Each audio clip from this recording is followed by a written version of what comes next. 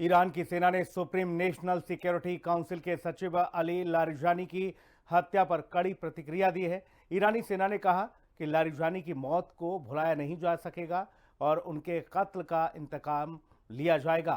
Ali Larijani America Israel के हमले में मारे गए हैं और इसके बाद ईरान ने इजराइल की राजधानी तेल अवीव और दूसरे बड़े शहरों में क्लस्टर बमों से भीषण हमले किए हैं।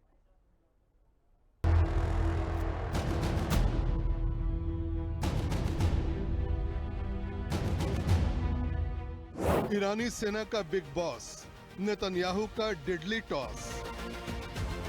पहले सुपर लीडर खत्म, अब लारिजानी दफन। ईरान को नुकसान, नहीं झुकेगा तेहरान। ईरान के सुप्रीम नेशनल सिक्योरिटी काउंसिल के सचिव अली लारिजानी की मौत की पुष्टि हो गई है। ईरान के सर्वोच्च राष्ट्रीय सुरक्षा परिषद के सचिवालय ने इस संबंध में बयान जारी किया है। बयान में बताया गया है कि अली लारिजानी के साथ उनके बेटे, परिषद के एक वरिष्ठ सुरक्षा अधिकारी और उनके अंगरक्षक भी मारे गए हैं। जानकारी के मुताबिक अली लारिजानी की मौत इजरायली हमले में हुई। ईरानी मीडिया का दावा है कि जिस समय अली लारिजानी और उनका परिवार एक अपार्टमेंट में मौजूद था, उसी दौरान ये हमला किया गया। अली लारिजानी की मौत को ईरान के लिए बड़ा झटका माना जा रहा है। दरअसल लारिजानी देश के सबसे प्रभावशाली नेताओं में गिने जाते थे। ईरान के अधिकांश रणनीतिक फैसलों में उनकी अहम भूमिका रहती थी, चाहे सैन्य रणनीति हो, कूटनीति या राष्ट्रीय सुरक्षा से जुड़े मुद्दे। हर जगह उनकी राय को बेहद महत्वपूर्ण माना जाता था। इजरायल और अमेरिका के साथ बढ़ते तनाव के बीच उनकी भूमिका और भी अहम हो गई थी। 28 फरवरी को ईरान के सुप्रीम लीडर अली खामेनेई के निधन के बाद भी लारिजानी ने संकेत दिया था कि ईरान लंबे संघर्ष के लिए तैयार है। ईरान की राजनीति में लारिजानी को एक व्यावहारिक नेता के रूप में देखा जाता था। वे आक्रामक बयानबाजी से बचते थे और रणनीतिक सोच को प्राथमिकता देते थे। चीन के साथ ईरान के दीर्घकालिक सहयोग समझौते में भी उनकी अहम भूमिका रहती थी। वर्तमान में लारिजानी कई महत्वपूर्ण जिम्मेदारियां संभाल रहे थे। वे अमेरिका और इजराइल के साथ जारी तनाव के बीच रणनीति तैयार करने में लगे थे। स्ट्रेट ऑफ हॉर्मुज को जो बंद करने का फैसला हुआ, उसमें भी उनकी राय ही सबसे महत्वपूर्ण रही। इसके अलावा ईरान के भीतर बढ़ते आर्थिक असंतोष और विरोध प्रदर्शनों से निपटने की रणनीति में भी उनकी भूमिका महत्वपूर्ण थी। प्रदर्शनकारियों के खिलाफ जो सख्त एक्शन लिए गए, कई की मौत भी हुई, इसके पीछे लारिजानी की सोच रही। लारिजानी ईरान के परमाणु कार्यक्रम से भी करीब से जुड़े हुए थे।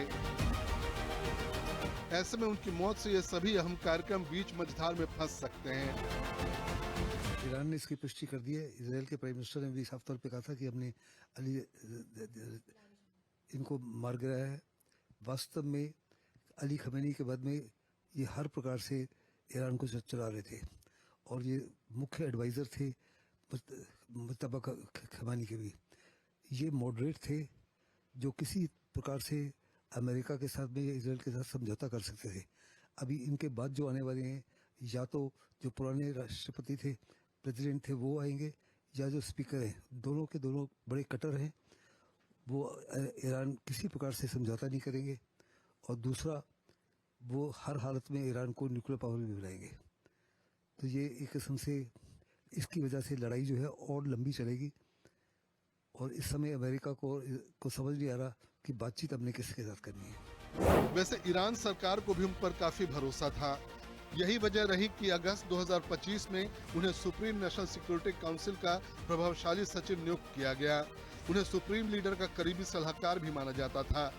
वे 2008 से 2020 तक ईरान की संसद के स्पीकर रहे।